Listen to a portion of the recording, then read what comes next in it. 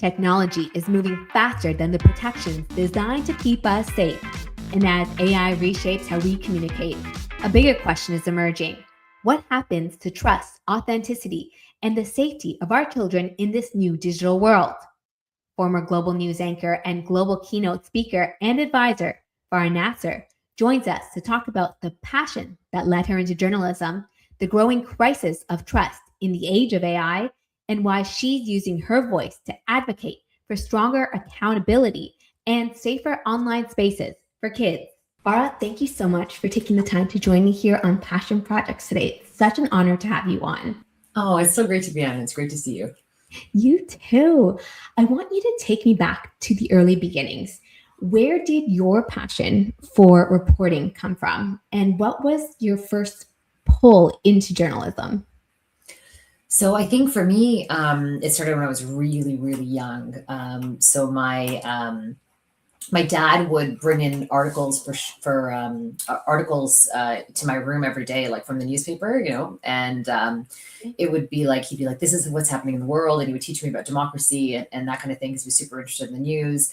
And then I would start bringing these articles for show and tell. So I remember in grade 9, I brought in an article. There was the relationship between French and English Canada was souring. It was during Meech Lake and Quebec separation, and I was just like obsessed with it. And I'm like, how come nobody's talking about this in grade 4 and on the playground? Like, why are we discussing like Cabbage Patch Kids or Shira dolls? Like Quebec is separating, folks. Like it was just this like I couldn't believe it. I wanted everybody to understand it and know. And it was just this kind of desire to I guess like open minds or educate people about what's happening in the world and why it's important.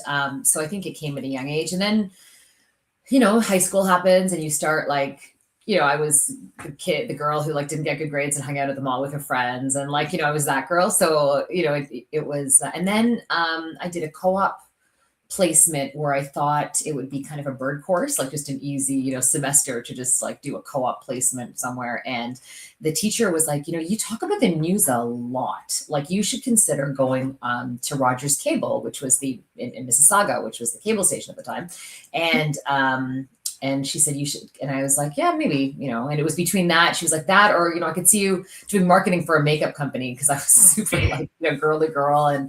And I was like, what should I do? So I ended up picking the Rogers one. And from there, I just felt for the first time like I really belonged. Like I just was so obsessed with interviewing people and experiencing things and asking tough questions and having conversations with people I normally wouldn't get to talk to, right? So, and so it was really, that was, I think, the pull.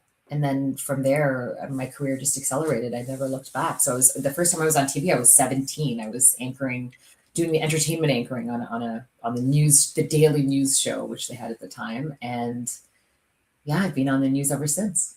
And what's interesting to me, like following your journey too, was the way I remember teachers would tell me, like, you have to go to a smaller market and like kind of work your way back. Yeah. And you did that too. Like you got those reps in those smaller markets and worked your way back into Toronto and the big market that it is. Yeah. I was lucky in a way, like the smaller markets were all of the GTA. So it was actually easier to like, so I worked there and then this station opened up called Toronto One. It was back in the day. And so I started writing for them. And then I got a job at the CTV affiliate, which at the time was the City TV affiliate, called the New VR, and that was in Barrie. But I was there, but I was reporting all their Toronto stories, so I was lucky, so I got to stay, and I've covered the city for 25 years, probably more, and so yeah, you're right. It was at smaller stations for sure, but I was lucky to be able to cover big stories in a big city too, and to learn, because like you learn from all these other reporters around you, right? You're constantly like, dissecting how they did a story and how you did a story and what you could do better and that kind of thing. And I think it was more than I learned in university. Like it was learning on the job, which I think is is amazing. Exactly. Which brings me to like, when you first stepped into a newsroom, what did using your voice mean to you? And like, was it about truth, impact, responsibility, or something entirely different? I think it took a while for me to find my voice. I think I started at a time where there weren't people who looked like me. I Mhm. started at a station called 1010, which was a news talk radio station, and news talk radio stations tend to lean right. And sometimes they can be quite the cesspool. And so it was a real male dominated station. Everybody was white, and it was tough. And it was around 9/11, right? So it was a long time ago. So it was, and it was hard to get my voice. And there was some stuff that was happening that, people didn't know about Islam or Muslims or that kind of thing. So it Mhm. was really hard to kind of say, look, you're not reporting this in the right way. And some people would listen, but most people were, most of the people were older, and they just saw me as this little kid and this little brown girl. And, um, who wants to, like, who's like fashionable, and like, who's like, they didn't take it serious. They didn't take me seriously. So they Yeah. just, it was tough to get my voice heard. So it took a while. And then I think I really found my voice actually. I mean, I think I found it along the way, but I think the Right. most was at my most recent job at Global. So I was at Global for 9 years, almost 10 years. And Mhm. um, I really was able to find my voice. And when I first got there, I was like, okay, I'm just gonna not say much. I'm just gonna, let my male white co-anchor, look good. That'll be my job, and then because again, back then there weren't, Muslim, female brown Muslim daily news anchors, right? Yeah. In Toronto, such a multicultural city. So but then I started doing more work, and way before the racial reckoning in 2020, I started doing stuff on race, probably like 2016, 2017, Mhm. when these conversations were not, nobody was talking about this on mainstream TV. So, but I found that people were like, finally, like, thank you for saying this. And, Mhm. and that really propelled me to be like, there is a real need for this type of journalism. Like, it's really missing. So I did a lot of work there, and really was able to find my voice that way. It brought up so much authenticity as well, I feel like in your reporting, and, like, y did you find that you were vulnerable at times too, in this, especially in this industry that, like, it's all about polish, Mhm. you know? And, like, Yeah, I mean, that's pretty much this next phase of my life, which is, it's a very inauthentic job being a news anchor, right? Like, you're always told to, like, you're showing too much emotion, or you're using your hands too much, or you're moving around too much, or you're having, you're talking, you have to be really poised, sit straight. Like, I remember there was times where I sat on my hands to not use them. Like, I really had to kind of change who I was. And I don't think I really understood that. My friends would always ask me, what's it like to be on? And I was like, what do you mean on? I'm just me. But no, I was on. Like, you really have to be on, not even on TV, when you're going to events, when you're at the grocery store, when you're at, like, Shoppers or whatever, you're shopping, you're like, people are looking at you, you're on. Um, so that part is really tough. And I think what broke through, though, was especially when we did that reporting on race, on gender, I was able to have, like, real conversations, because I was able to show my experience, which is something that news anchors are told not to do, right? The story's not about you. You don't, like, mhm, but in order to get people to open up, you have to share too, right? Like, vulnerability, like, it's contagious, right? So if you're saying, this is the story that happened to me, you're giving a permission slip for someone else to say the same thing. And that's when you get those connections, and that's when you get those stories. And um, that's what moves a room, so I think I just naturally found that. I don't know. I didn't think too much. Now I'm dissecting it when we're talking right now, but I think it just kind of came naturally, and that really, I think, was the reason for my success. yeah, because you were able to, did you find, like, more so, as you mentioned, like, in the latter half of, like, your global days too, just becoming more human with who you are, and, like, that way more people were able to identify with you and who you are, as well as, like, just the stories that you brought to the table as well. Like, these stories needed to be heard. And I think that it's just a powerful thing when you're able to bring light to those issues, for sure. I agree. Yeah, I mean, I think the one compliment that I'd get a lot from viewers, colleagues, it was never like, you have the best voice, or you're the best interviewer, you're the best, you whatever, your writing is amazing. It wasn't that. It was always, you're authentic. Like, I feel like I'm Exactly. talking to you. I feel like we can have a conversation. I feel like I can go out and have a drink with you. Like, it was very, and that's what I what my aim was. Like that was to me the biggest compliment, because it's like if you feel like we can relate and we're on the same page, then you're actually listening, then we're paying attention, and that you feel, I never wanted to lecture or talk down to people. So I think that's what really, um, yeah, that was the biggest compliment. I love when people said that. Yeah, I think so too. Like, and while I was at home too, like, I mean, I think you just brought this sense of community into our homes as well. Like we saw someone, and it's so impactful. Personally too, someone who looked like me, who I could relate to, who was able to tell these stories in such a meaningful way too. I just feel like a lot of times what we witness on the news is just straight facts, but like there's no really meat to the story. So I appreciate that as well. Yeah. And, Because we're and humans after all, right? Like we're yeah, not anchor bots. Like I joke that, I feel like sometimes I was the original, or anchors were the original chat bots, right? You're just like reading a prompter and saying, and so when we have feelings, we're human, and I think more and more as we get, as people kind of see through things, right? Like on mhm, social media, and you're seeing like we're things are becoming more and more transparent where they were opaque before, right? In the early aughts, like when I was starting my career, you didn't know, a news anchor's personal life or anything like that. You just saw them. no. But now you're seeing that transparency, right? So I think you come to expect it also. Like, yeah, it makes me think just about like how much social media has really opened our eyes to just so much more than what we knew, I guess, growing up. Like we were just so limited to what we knew about people, and now it's just like spiraled into, we know so much, maybe way too much about Yeah. someone. Yeah.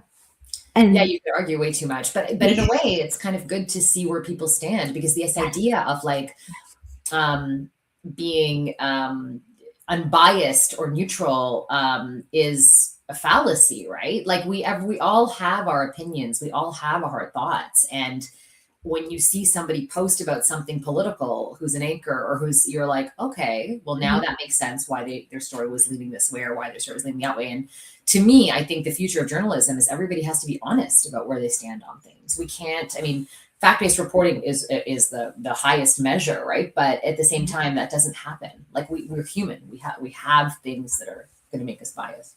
At least show and tell what those are, right? Be honest with the public. Exactly. Yes, yes. I mean, which kind of brings me to your most recent TED Talk. I think as we talk about being human, we also are in this age now of AI. And in Mhm. your talk, you spoke about AI making people trust us less. Coming from someone who's been in this career that's built on trust, what worries you most about this shift that we're seeing?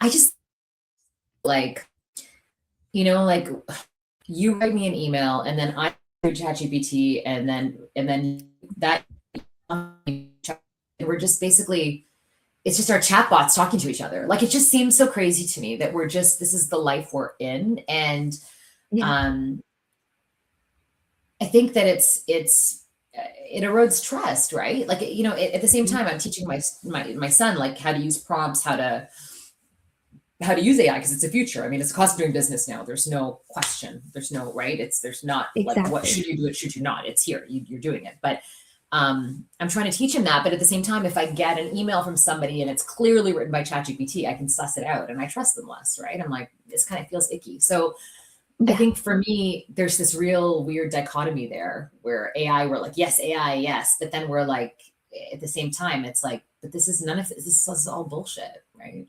It is. Yeah. It's as much as we kind of use it as our companion, in a way, it's like, to your point, we're less human in a sense of when we're using it. Like I you've mentioned our thoughts and just the way that they're all sifted through AI. Like I have Totally. friends who are using chat gpt to help put their kids to sleep, and it's Wow. like their Yeah. companion, it's their friend, it's like, and it boggles my mind in a way too, that it's just like, wow, this is like the society that we've become. Who are we anymore? Yeah. I mean, look, I was just thinking if I had ChatGPT when my kids were little and I had to get them to sleep, I probably would ask it too, like, give me some strategies, right? And like, Yes, I think I for agree with like, that.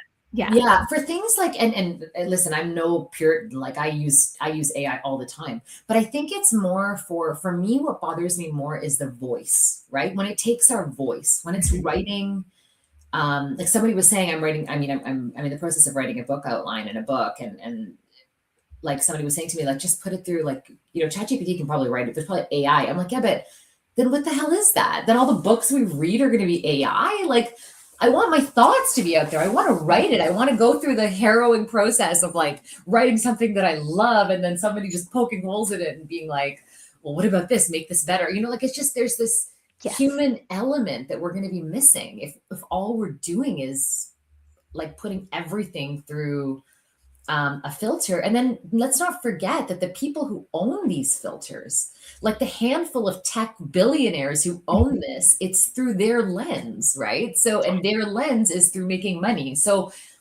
it's not even real. It's all of it is just so synthetic. And that worries me. And it irks me just thinking about it too. I mean, um, like just how dangerous it can become. And I guess we've seen remnants of it and how dangerous it is. So it's so hard to like, as much as you want to use it for good, just to see what others are doing with it. It's the platform in It's itself is just, disgusting. Yeah, it's yeah, disgusting. Yeah. I, yeah. I mean, as we speak about that, I really want to talk about that moment that changed for you too, with an innocent conversation that was just around Ronaldo and Messi, who's the better player, and Grok all of a sudden just took this conversation to a whole different level. Um, if you don't mind, like just sharing that story and how you were able to like, I mean, it just boggles my mind with your kids all in the car too, and just how vulgar this conversation Yeah. became. I mean, not even my kid. There was my kid's friend, somebody else's kid in the car. Like that's what really bugged me the most because I was like, my kids is one thing, but then I have another kid being like, "What are nude?" Like, and I'm like, "Oh my god, this isn't even like this is terrible," And I felt so bad. But it was basically we were in the car, we were in the Grok just appeared. It didn't. There was no question whether it was there or not, or any like age restrictions. Nothing. Nothing. Nothing. Mhm. So it just appeared in the car. So my son is playing with it, and I'm very like again, I'm not a Puritan. I tell my kids like we've planned vacations with AI along when it first came out, like with Mhm. ChatGPT and food things and recipes and whatever. So they've used it quite a bit. So I'm like, yeah, give it a try. Let's see what happens. And I should have probably in hindsight, but we didn't know much about Grok then, right? So this was again, like I think October, November.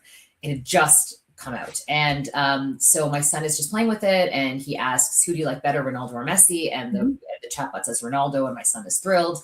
And then the chatbot says, "Oh, you like Ronaldo? We should celebrate. Why don't you send me some nudes?"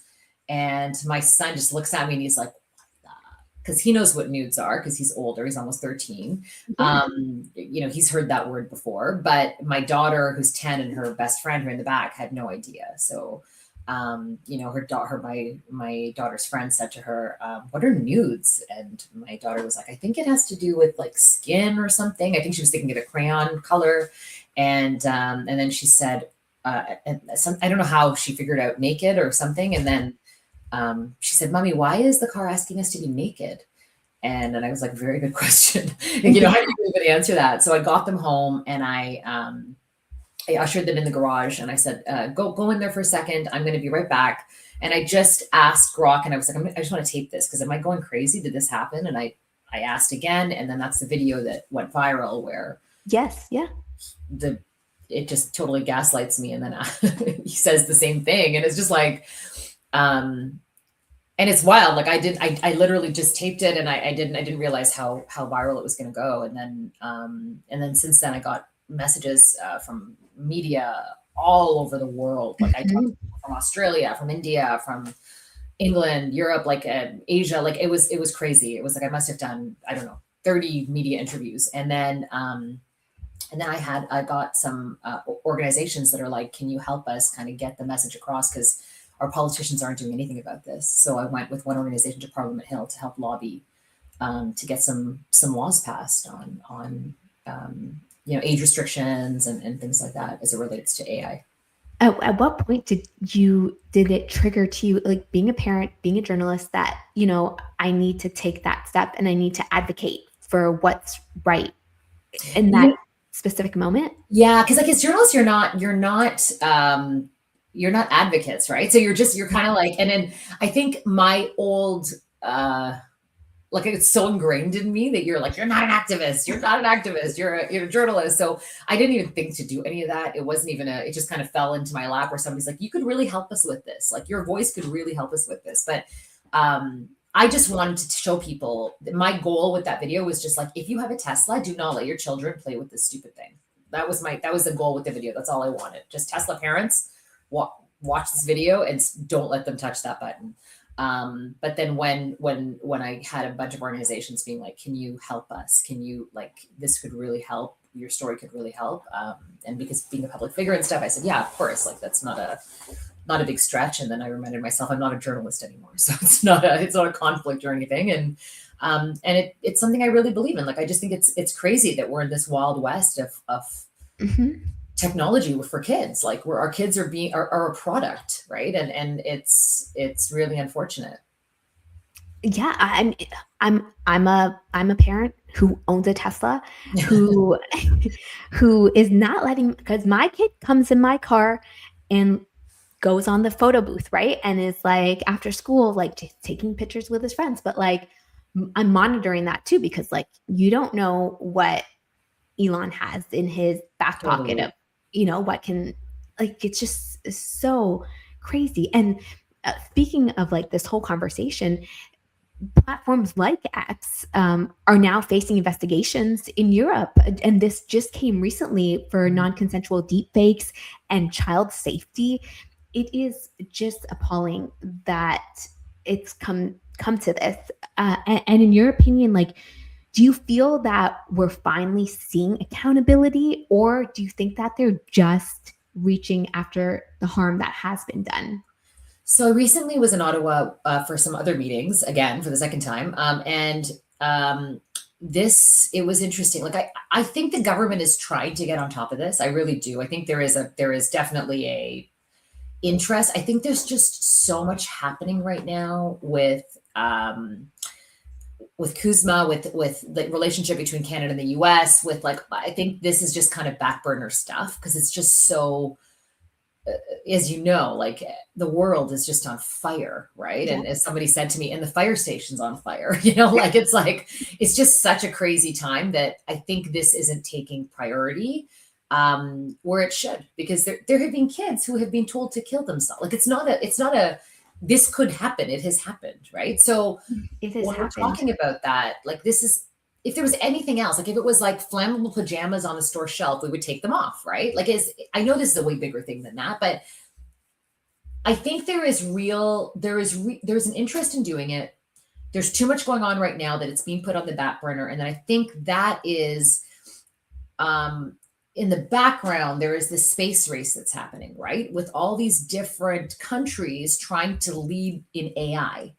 So, even Europe, like, well, not the EU, but like England, the UK, they were really into regulation and restrictions. And now they've even changed, they're now loosening their restrictions, just like the US, because they want business. They want to have the AI companies here. They don't want the AI companies to leave and go to the States, which has happened with Canadian AI companies. So I think there is this real fine line and push pull between, we want to own this space. We want to have less regulation. So we get, this is going to be such a big part of the economy, but at the same time, we also want to protect kids, but we don't know how to toe that line. And I think I have hope, but I think it's going to take forever. I really do. I don't think it's going to happen overnight. And I think it's going to be really, really complex. And I don't think a ban on kids at 14, which is what Canada's saying, which also I think is a crazy age. Like, why wouldn't we do 16 like everybody else? Like, all the Yeah. research points to 16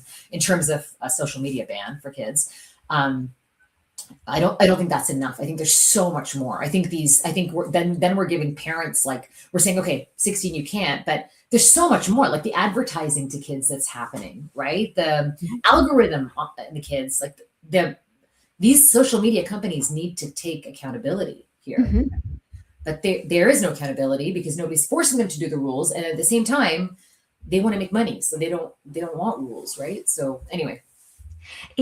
No, but you bring up such solid points, because when I was at this ad agency I was working at, and I was working for one of these clients, and they were very big on, child safety online. And some of the work I was doing was putting together like social messaging, and it was like I was putting together videos, and it was about teens who had died because of the deep fakes that were being sent to them, and they just felt so vulnerable but also so ashamed of what was happening, and they couldn't do anything. And it was 2 years ago, and at the Senate, they had all these big tech companies that came, and Mark Zuckerberg was there, and they told him to apologize, to these parents. And the apology in itself wasn't even great. Like, it was just like, oh, I'm sorry for what happened, but that doesn't take back what has happened or bring back their kids. And it's just it's a position now that we're in, where we try to fight, and as much as we try to fight, like, there's some sort of policy, like there's something that's in place, like some roadblocks that are always in the way to try to not get us to the point where we should to pass a bill to make these restrictions. Like, most recently I saw Spain decided to ban social media for kids under 16, and you would think that would take notice, and other countries, just like you mentioned, would fall in line, and yet here we are. Yeah, and again, I don't think that the ban is enough. Like, I think No. there's there's advertising. There was somebody who was telling me that her kid was they were watching YouTube together, and an ad popped up that said, and this is on YouTube, like, so this is not social media, but this is on YouTube, that said, create your own AI girlfriend, upload a picture of someone you know. Oh my God. Can you imagine? Like, upload a picture of someone you know to make her your AI. Like, that's wild to me. Like, the thought that somebody could upload a picture of my child and make that their AI girlfriend, like a grown up, an adult could, like, it's disgusting beyond words, right? And like, and there's also, Washington Post did this investigation recently. This article came out, I think, within the past week, and it was talking about how even with Grok, the employees were asked to sign something that said, basically, there's things that are going to make you feel uncomfortable, that might go against your values, but you have to kind of keep doing it, or whatever. I'm paraphrasing here, so don't take word for word. But yeah, these companies know what they're doing. This isn't accidental. Yes. This is purposeful, which is, Mm-hmm. and to me, I'm like, how do they have kids and are able? I don't know. I don't know how any parent could be okay with that. That's what just boggles my mind. Same. How do you like sleep at night knowing that your kids might be exposed to what you are doing? Yeah. I mean, like, in your opinion, when it comes to protections for these kids, what would be the best measures you think, that, especially like how you're trying to make help with stricter laws in Canada? Yeah. I mean, I think the ban is a start. I think we should do two things at the same time. I think the ban is definitely a start. I think it should be to 16. I think there also needs to be real accountability when it comes to what these kids are being fed, right? Mm-hmm. So, people keep making this argument that, oh, well, but this is how they connect on, you don't understand. Like, this is the new town square and all this stuff, right? Yes, but the town square doesn't just feed you information and put you in like a loop of information that you're not even like sometimes you don't even believe, and then you start to believe and start brainwashing you. That doesn't do it. If you want a town square, use Messenger, right? Like, why are we Yes. using messages for a town square, right? Like, that's fine. Yeah, for sure. Technology, like text, whatever, fine. But to have a social media, you're being fed information, and a lot of times it's bullshit information. It's not even real. It's fake information. So I think the algorithm has to be like, there has to be some accountability there. I think the advertising is another thing, right? Like Mhm. all like what I said in terms of advertising, but also like these are children whose brains are not developed yet, right? So what you're Mhm. advertising to them, I have conversations with my kids and I'm like, don't believe anything you see, right? But not everyone's having these conversations. There's parents who like work 3 jobs who barely can have time to have these conversations or might not be educated enough to have, and we have to, that should be who we're making these law for, not parents who are talking to their kids. Some people will say, oh, well, you should just talk to your kids. Yeah, great for you, but not everybody does that. Yeah. Um, Yeah. so I think the advertising, I think the ban of social media, I think there needs to be some sort of like um, teeth. So some sort of fines for these companies or something that'll make them stop doing this. And I think there needs to be like a third party, not government, another third party that's really funded and equipped to look at all this stuff, because it's a lot to go through, right? Like Yeah. somewhere to log complaints, and then some sort of law and punishment that these companies get, because that's essentially all it's about. Exactly. I mean, like, Farah, like, I'm just shocked that the one thing I agree on with the governor here of Florida, Ron DeSantis, is this bill 42 that he wants to implement, and it would give parents the legal right to supervise and control their children's use of AI. But at the same time, he wants a ban as well on AI, on social media use for kids under 16. But there is still one, it has to go through Senate, and it can be put into law as early as July 1st.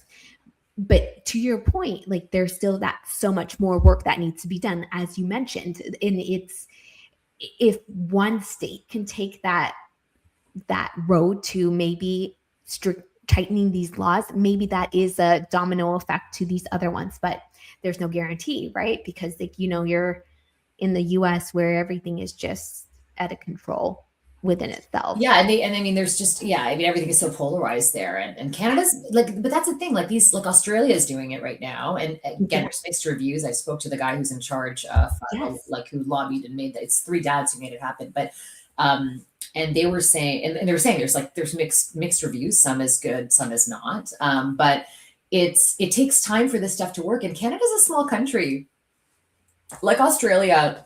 I mean, the US, it's hard. It's going to be hard to do stuff, but I Yeah. think Canada could really be a leader in this space. It's not. So yeah. No, I agree with you. I think, yes, Canada could be such a strong leader within this space. Knowing, I feel like they can, technology wise, are ahead of some of the things that they're doing out there, and this is the one thing that is important. Yeah. And look, I think like I said, I think there's a will. I just think it's just so crazy right now, the world, that they're dealing with, a neighbor south of the border that is making decisions based on this like blood sugar level. Like, so it's like it's very hard to plan anything or to do anything when there's so much uncertainty with your direct neighbor right to the south. So I think that's the what's at the forefront right now. And I think in the background, all this stuff is happening. And in an ideal world, parents would be given the tools, but it's really hard right now, as you know, to be a parent, with AI. Like, we don't understand it. Like, how do we expect to teach it to our kids? We're just hanging on. So Um, it's true because, like, I have my 4-year-old now, like, "Oh, you don't know this? Ask ChatGPT." Like, this is what we come yeah, to. I know, Please put me for. Like, I am just, I don't even know, like, what the future holds, within this realm of technology. Like, it's just crazy.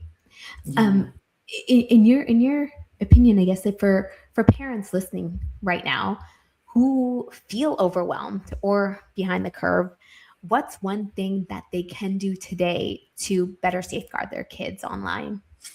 I think it's just the communication. Like I really, I go overboard, maybe pendulum swing with my kids. Like I'm like, none of this stuff is real. Everything is fake.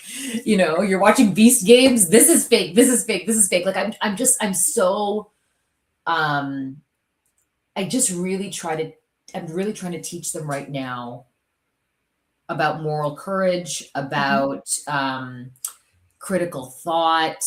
Again, like I'm struggling too. You know, my kid wrote my mom's birthday card and used ChatGPT, and my mom was like, "This is amazing," and I was like, "You didn't write this," you know. So like, so it's I'm struggling with it too. But I'm trying to explain to him like, you need to feel like how you feel about your nanny ma, like how you feel about your grandma, like. Yeah. You need to write. He's like, I did. I wrote it in ChatGPT and it just made it sound better. And I said, I get that, but you could have written it just the way you wrote it and she would have loved it. Like it would have not made it. He's like, but she loved it more. And I'm like, I know, but is it real? You know, so you're having these conversations, but I think it's just the communication we have to have with them. And to be honest, this whole Grok thing that happened, I don't know if I would have had the same conversations I'm having with my kids if it hadn't happened. Because I'm really now, I'm like, remember that thing that happened? Remember that? Like we talk a lot about that. And we talk about also people's purpose. Like, what's the purpose of Elon Musk doing this? Well, it's to get more people on Grok. It's to get people to spend more time on Grok. Why does he want people to spend more time on Grok? Mhm. Because he wants to make more money. Why does he want to make more money? What is he doing with that money? So it's like, it's that journalistic thread that I'm trying to get them to think through and think like that, like a journalist, like a baby journalist, like just Yes. to be like, what is the why behind all of this stuff? Keep thinking, right? Like it's yeah, keep that conversation going. I agree. I Yeah. agree. I mean, so if there's one shift you hope this conversation sparks about AI trust or protecting your children, what would you want people to carry with them? I think for me, it's parents. Like I think it's like we can't rely on our governments to do things. We can't rely on like other people. The tech companies are not going to police themselves. They have no incentive to do that. The government's busy with all kinds of other stuff. Like sadly, it's up to us, and it really makes me sad to say that because I really don't think that I think parents have enough on their plate, you know. And I think especially parents who are just trying to make ends meet, right? Like I think it's so hard, but we have to make time to have these conversations with our kids. It's really up to us. And we need to teach kids about humanity, right? Not just about technology, about the humanness. And that's what I mean, I give keynotes on this. I talk about this. I've become an expert at the intersection of like AI and humanity and trust. And I think we really need to think about how we teach our kids like we're going to tell them to get into AI. We're going to tell them the future is technology. We're going to be like, you know, learn robotics, fast growing industry, but how you use these things. How are you an entrepreneur? What is that? What moral courage do you have to take? What are the things that you have to think beyond the making money part of it, right? So, Mhm. you know, our parents would be like, be a doctor, so you never have to worry about money, you know, like that was the thing, right? It wasn't like, well, maybe it was the status too, but it was also like, you know, we never want you to struggle. Mhm. But I think we have to tell our kids, yeah, we don't want you to struggle either. But when you're doing something, you also have an imperative to be a good human, right? For the rest of society. We're all connected. How are you going to also make money, but how are you going to also be a good human being in this society? And I think if this conversation sparks parents to think about that and have that conversation, I think that would be great. Well, I thoroughly appreciate it. Thank you so much for taking the time My to talk pleasure. with me about this. My pleasure.